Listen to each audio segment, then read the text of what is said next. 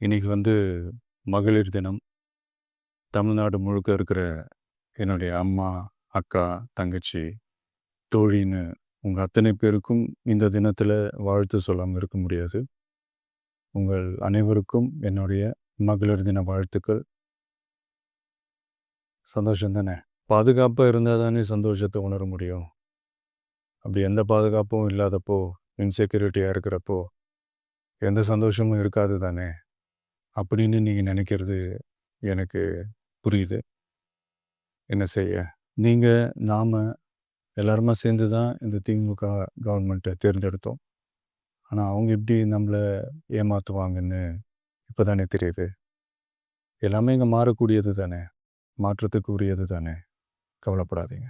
2026ல நீங்க எல்லாரும் சேர்ந்து, இல்ல நாம் எல்லாரும் சேர்ந்து, இந்த மகளிருக்கான பாதுகாப்பை உறுதி செய்ய தவறிய இவங்கள மாத்துவோம்.